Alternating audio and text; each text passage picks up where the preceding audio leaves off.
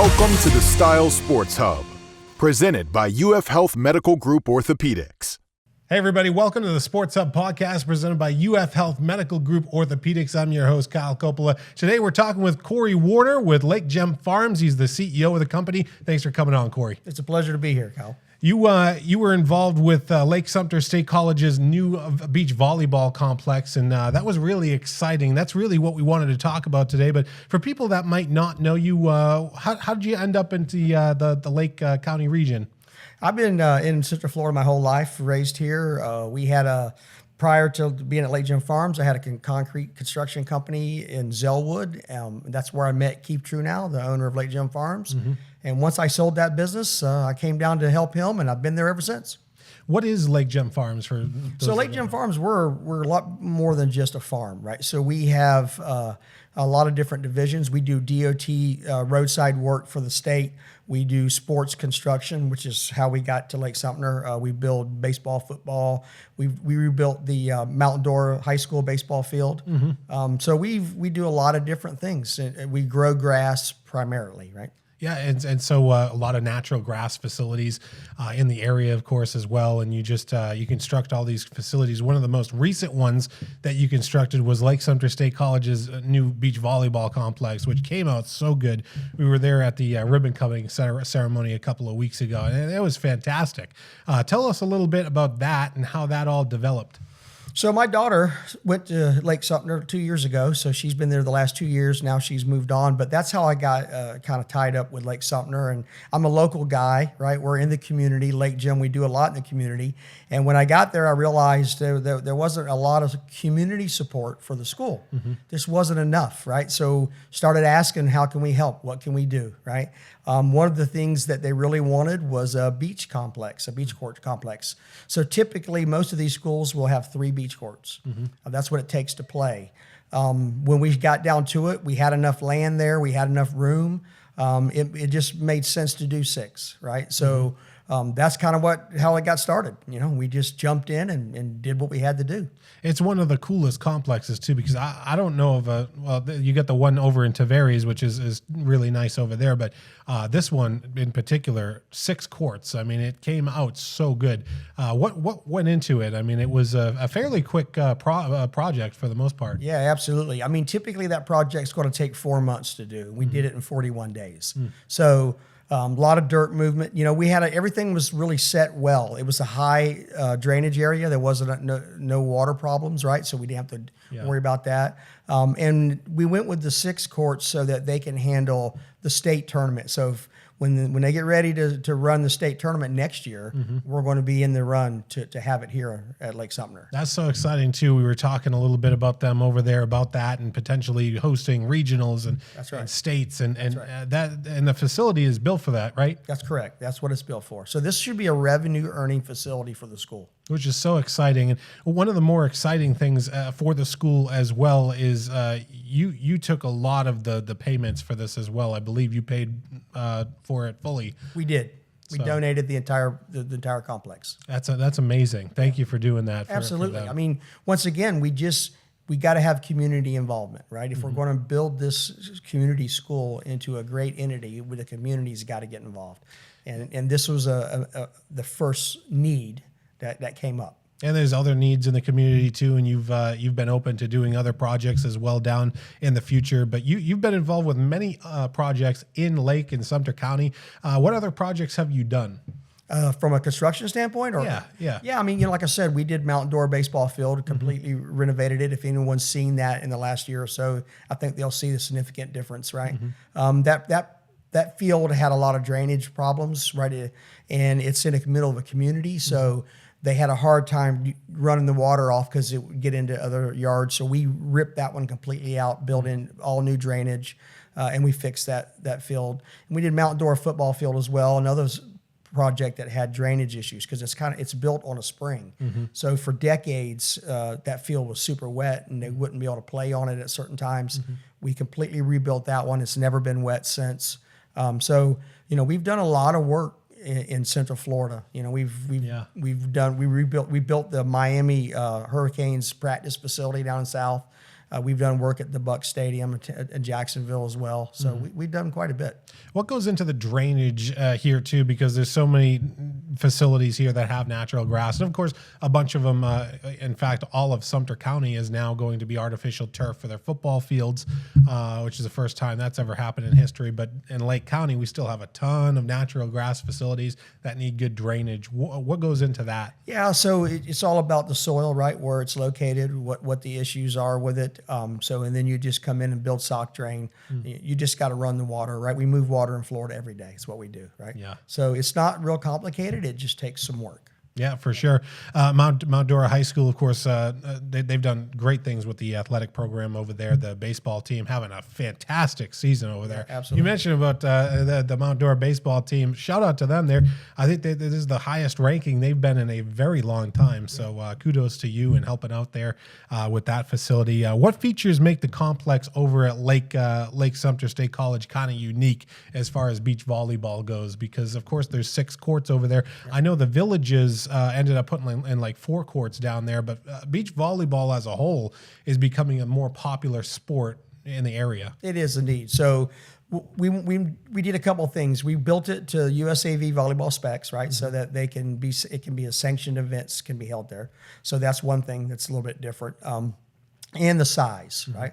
And then we landscaped it as well, right? So not only does the courts look really nice, but all the grounds around it, which was kind of the whole idea, right? Yeah. So make it look nice, make it perform nice, and then take care of it. Yeah. So if they're gonna host nationals over there and stuff like that, are they gonna need like grandstands over there? What are the plans as far as? Yeah, absolutely. I mean, so the school will have to bring in. You can rent most of that stuff for those events. We left enough room so they could have that all the way around.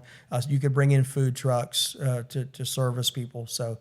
Yeah, there's plenty of room there to do a lot of different things. What does it mean to see Lake Sumter State College continue to rise too? Because it's our community college. It's great to see it having success. Of course, the baseball, softball having success. They continue to add programs over there as well. The nursing programs off and running over there really well. It's a lot of fun to see the program continue to develop. Yeah, it is. I mean, so now the push is primarily athletic, especially for us, right? We're on there's a lot of folks over there working on the academic side. We're focusing on the athletic side, right? So there is a lot of new teams. So that means that there's a lot to support, right? We have to build more infrastructure. We don't have enough. Our AD department's not big enough to handle all the teams we have. So we have to have some personnel, which means we have to have more money, right? So, all this growth costs money, right? Yeah. So that's the next key steps is how do we fundraise? How do we get the money allocated so that we can support the growth we've already built in? Yeah, and the growth continues in our community too. Thousands of people are moving here. Yep. You just continue to see that, and the projects aren't slowing down for you, I'm sure. Absolutely not. No, growth this could be the busiest construction year in the history of the state. Wow. Yeah. Wow. And you're feeling that? We are, right? So it's going to be a headache. Not just for the people trying to get to work every day, but for us trying to get the work done at the schedule that they're wanting it done at. Yeah. What did it mean to have the complex named after Lake Jem Farms as well? That's really cool that's going to be. I always talk about leaving a legacy and leaving a lasting legacy. When we're gone, it's always nice to have something Absolutely. in the community to I mean, and the point is we have to get involved as a community, right? All of us, right? So get involved, leave a legacy. We'll name the next one after you, right? Yeah. I mean, that's really the point and it means a great deal for Lake Jem Farms because Keith has been doing so much for the community for so long, but very few people really know that because he's really been in the back behind the curtain, helping and donating and doing things. So this time we said, all right, we're going to come out from behind the curtain and we're going to start plowing forward in the community with our name and do good work. For those who might not know Keith Truneau, can you explain a little bit about him and what he's meant to the community? So Keith founded Lake Jem Farms. It was he started small, grew it mom and pop, and he sold it in 2017 to a group, and then we brought him in as part of our group, and he's now currently our state senator for that district. So he spent a couple years in the House, and now he's moved to the Senate, and he's doing a lot of great things for the community. And then, Corey, you're also involved with the American Athletic Volleyball Club over in Tavares, so that's really exciting. We're going to talk a little bit about that when we come back. Going to take a short break here on the Sports Hub, and we'll be back more with Corey Warner when we return.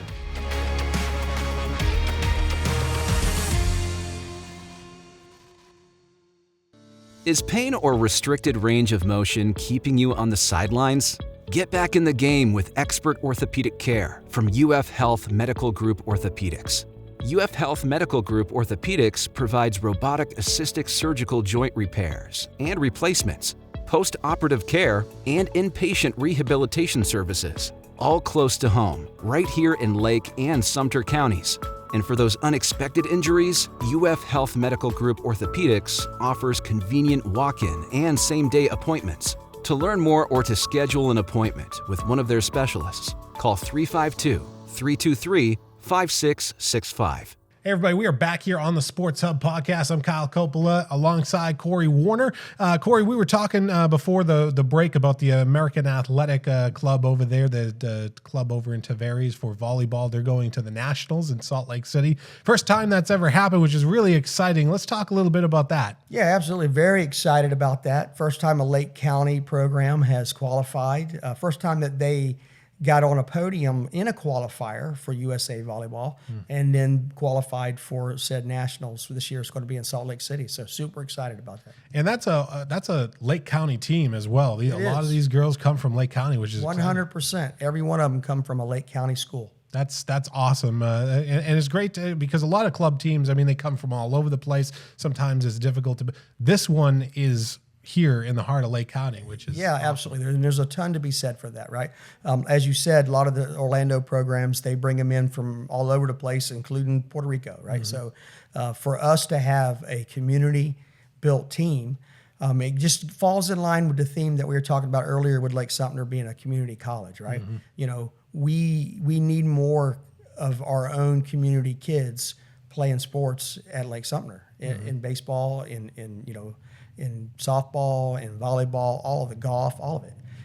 In the past, when my daughter played there was only her and one other girl from Lake County on the entire team.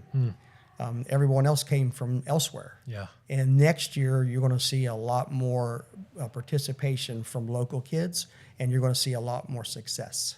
I know Jay Miller's really putting in some hard work to get those girls to school. A bunch of Tavares girls are coming next year. The girls from Eustis, the surrounding communities, South Lake even, which is really exciting to have that in our community. But you talk about Alicia Wintersdorf as well, the head coach of American Athletic Club.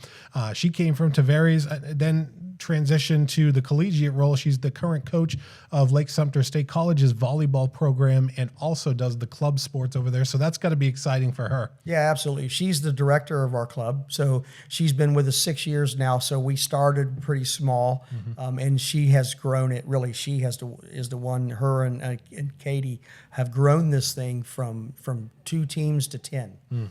So they've put in a lot of hard work. Brought in a lot of talent, and we've given a lot of opportunities to kids that wouldn't have gotten it any other way. And they're going to Salt Lake City, which is going to be a great experience for them. And then you're also trying to get that funded for all the parents to go as well. Yeah, that's right. So we, our club, American Athletic Club, we let everyone play regardless of their ability to pay. So we do scholarships. So if they can't pay, they still play, right? And we do this as a loss for the kids. We're not here to make money doing this. This is a way that we give back. So we hadn't scheduled to go to Salt Lake City when we started the year out. So we were, once we qualified, we're like, okay, now we're going to go to Salt Lake City. That's awesome. And we want to make sure that we could fund it for the parents and the kids and everybody, right? So that they could all get a chance to go and we pay the bill. What was it like being in that gym and seeing the joy on those kids' faces when you said they're going to Salt Yeah, I was Lake pretty City? excited. I don't know if anybody saw the videos, but they were pretty excited, right? They understand what this means. They've worked so hard. They've played in 4 qualifying tournaments this year, and they have performed. They came in second once and third twice. So they have put in the work, and they've earned it. And to finally get the reward for what you worked so hard for, it was very enjoyable to watch that happen. Yeah, and they're going to be representing Lake County, and we also have a Sumter County team that made it as well. You've got the Buffalo Stampeders 18U team that made it with Michelle Mormon and that whole program over there, which is doing great. Super exciting. Yeah, so, isn't that exciting to know that volleyball's on the rise in this community as well? And that's a female sport. You talk about female sports in our area. I love to see female sports getting the recognition they all deserve, because there's some amazing athletes in our area. Yeah, absolutely. I mean, go back to Lake Sumter, why we were so passionate about that beach court, right? It's a female sport at Lake Sumter, and there's not a males team. Mm-hmm. So it's just super exciting to give these kids a place to play, which is what this is about, right? Yeah. I think the numbers roughly, there's a basketball court within 15-minute walk of just about any city in Florida, but you can't, a beach court, you could be 2 hours away, right? Yeah. So we lack in that department. Mm-hmm. So we got to get some resources to those kids. Yeah, and there's a lot of resources that are. I know Leesburg's working on their new Susan Street complex that's coming. I think they're going to be putting some work into Sleepy Hollow complex as well. There's a lot of different things that are going on, but you mentioned the beach volleyball court is definitely one of those things that you don't have in the community, and I think the same thing goes for water polo. I think Lake Minneola started a water polo team up this year. They've got a boys and girls, but water polo is another one of those sports that is on the rise, but you need the facilities and infrastructure for it as well.